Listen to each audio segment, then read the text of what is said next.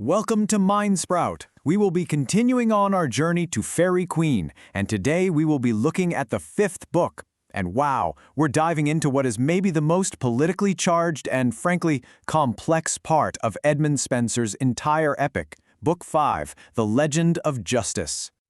All right, so let's get into it. This book is a lot. We're going to break it all down, right?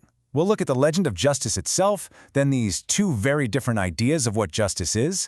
We've got this explosive allegory of a queen on trial. You'll see what that's about. Then there's the super tricky politics of mercy, a wild prophetic dream, and finally we'll try to figure out what it all means. So yeah, we're not just looking at this as a story. This is Spenser getting real deep and sometimes real dark about power, politics, and what's right and wrong. Okay, so first up, the legend of justice. Right away, we meet our hero for this book, a knight named Artegall. And he's not just any knight. He's supposed to be the living, breathing embodiment of justice itself. But here's the thing. This is no simple superhero story. Spenser immediately throws a wrench in the works. He's asking, okay, what is justice, really? Is it some pure, perfect, divine thing? Or is it always going to be kind of messy and complicated when actual humans try to use it? You know, how in the world are you supposed to carry it out? And to really dig into that question, Spenser gives Artegall a sidekick. But this isn't your typical partnership. It's designed to create this powerful and honestly pretty jarring contrast between two totally different kinds of justice. So on one side, you've got Artegall. He's our guy for humane justice, the kind that can be softened with a little compassion, a little pity. But on the other side, you have Talus. He's an automaton, a robot made of iron, and he represents a brutal, unbending, divine kind of justice. He is cold, efficient, and has zero remorse. And this quote, man, it just perfectly captures who Talus is. His punishments are always symbolic and incredibly severe. Like when he gets his hands on this greedy woman named Monera who's been taking bribes to twist justice, he doesn't just kill her. No. He chops off her gold hands and silver feet, get it?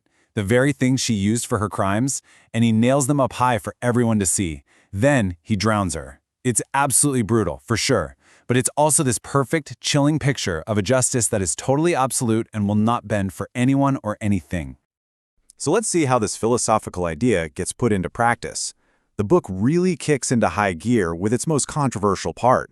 We're not talking theory anymore. This is a direct allegory for a huge political event from Spenser's time. I mean, this was so sensitive it actually got the book banned in Scotland.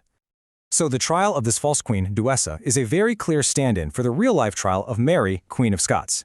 And what's wild is how Spenser maps every charge directly onto a real historical accusation. Murder? Well, that's pointing to the suspicious death of Mary's husband, Lord Darnley. Sedition? That's about her being involved in plots to take down Queen Elizabeth. Adultery? That's the jab at her scandalous marriage to the Earl of Bothwell, who, most people thought killed Darnley in the first place. And impiety is just this big catch-all for being an enemy of the Protestant state.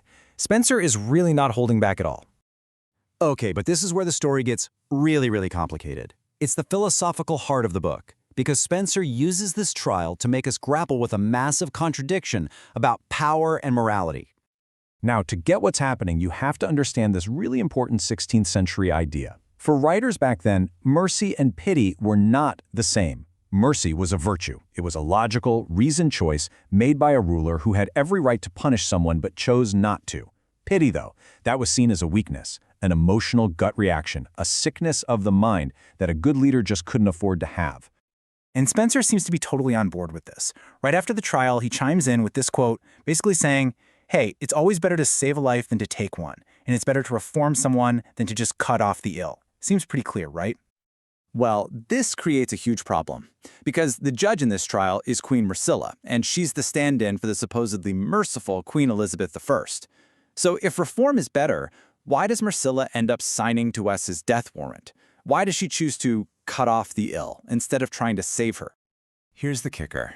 Spenser is basically using the political spin of his own time to defend a real-world execution. He's repeating the exact arguments made in Parliament. First, they said a ruler has to be just, not just merciful. Then, they brought in theology, pointing out that even God is described as both merciful and just. So an act of justice can actually be an act of mercy, and that leads to the final twist, this idea of political mercy. Killing a dangerous enemy of the state isn't cruel. It's an act of mercy for the whole nation, for all of God's people and her good subjects. subjects. It's some serious mental gymnastics. But hang on, the book isn't just about Artegall and these tough political lessons. His lover, the amazing female knight Britomart, shows up and completely reframes the whole argument. So Artegall gets himself captured and totally humiliated by an Amazon queen. And who comes to the rescue? Britomart. Afterwards, she ends up in the temple of the Egyptian goddess Isis, where she has this incredibly powerful prophetic dream that kind of merges ancient mythology with her and Artegall's destiny. In the dream, she's told that she represents Isis, the goddess of equity. And the crocodile sleeping at her feet? That's Artegall, representing the god Osiris, or justice. Now here's the really interesting part. The dream shows that Artegall, justice, is ultimately tamed and guided by Britomart's clemency, or equity. Her virtue is what restrains his stern behests, his really harsh judgments. So after all that, what are we supposed to take away from this super dense and challenging book? What is Spenser really trying to say about justice? Well, it's pretty clear Spenser isn't giving us any easy answers.